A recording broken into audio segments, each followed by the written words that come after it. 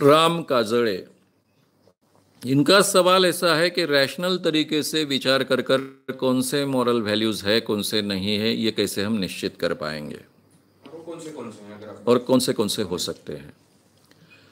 मैंने moral values के बारे में बहुत विस्तार से आपसे बात की है, कल भी की है, आज भी एक सवाल के जवाब में की है कि मॉरल वैल्यूज केवल स्त्री पुरुष संबंधों के बारे में नहीं होते हैं, ये जीवन के हर क्षेत्र के बारे में होते हैं। और एक दूसरे के साथ में हम जब जीना शुरू करते हैं वहीं मॉरल वैल्यूज हमारी शुरू हो जाती है, उसके बिना तो हम जी नहीं सकते हैं। और मॉरल वैल्यूज का एक नियम होना चाहिए, और वो नियम है मुझे जैसा दूसरों ने मेरे साथ बर्ताव करना चाहिए ऐसा मुझे लगता है,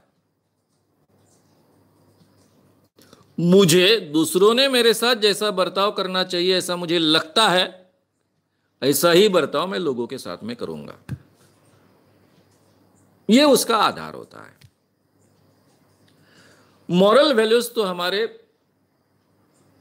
कॉन्स्टिट्यूशन ने तय कर डाली है।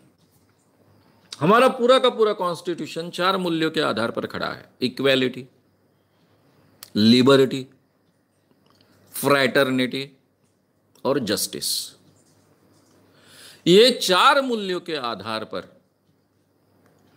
एक दूसरे के साथ में बर्ताव करते वक्त जो भी मॉरल वैल्यूज हमें जरूरी होंगे उनको हमको स्वीकारना पड़ेगा। अब मॉरल वैल्यूज तो कोई एक चीज नहीं, स्त्री पुरुष संबंधों में अगर हम मैरिज करना चाहते हैं,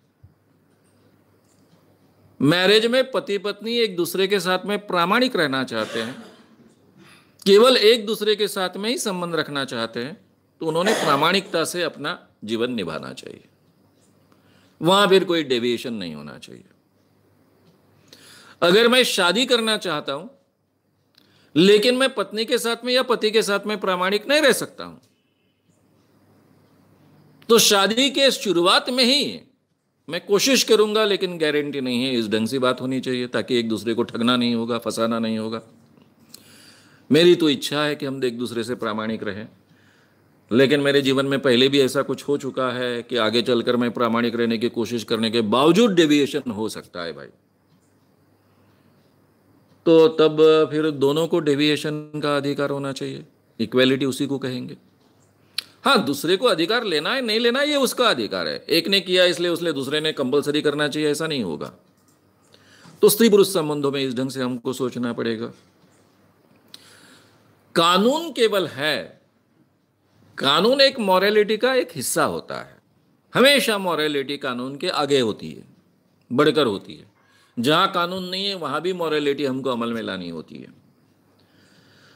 पूरे जीवन में हर क्षेत्र में मॉरलिटी हमको अमल में लानी होती है।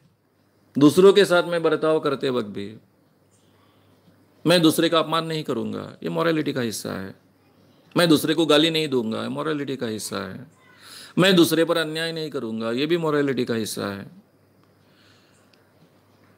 मैं दूसरे के साथ में ठगी नहीं करूंगा, ये भी मॉरलिटी का हिस्सा है। तो मॉरलिटी ऐसी 2-4 चीजें नहीं कह सकते। हमेशा याद रखिए कि आप मॉरल बर्ताव कर रहे कि नहीं, इसका आधार हमारे कॉन्स्टिट्यूशन के ये 4 मूल तत्व: इक्वेलिटी, लिबर्टी, फ्रैटर्निटी और जस्टिस। ये 4 को न्याय देने वाली जो भी हमारी मॉरलिटी होगी वो सही है। ये 4 को छेद देने वाली जो भी हम मॉरलिटी उसको कहेंगे तो वो गलत है, वो मॉरलिटी नहीं है। ये अगर आप मापदंड लगाएंगे तो मुझे लगता है इस सवाल का जवाब आपको बहुत आसानी से मिलेगा। और जो भी मैंने कल के व्याख्यान में विस्तार से एटीट्यूड्स बताए हैं वो सभी मॉरलिटीज है। हर एटीट्यूड एक मॉरलिटी होता है, मॉरल वैल्यू होती है, तो वो भी विस्तार से आपके सामने है। अगर आपको ये वीडियो पसंद आया हो तो उसे ज़रूर लाइक करें, लोगों में ये अवेयरनेस फैलाने में हमारी मदद करें। वीडियो को ज़रूर शेयर भी करें।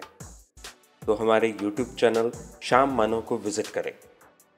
ऐसे सारे वीडियोस का आनंद लेने के लिए हमारे चैनल को सब्सक्राइब करें, उसके लिए सब्सक्राइब बटन दबाएं।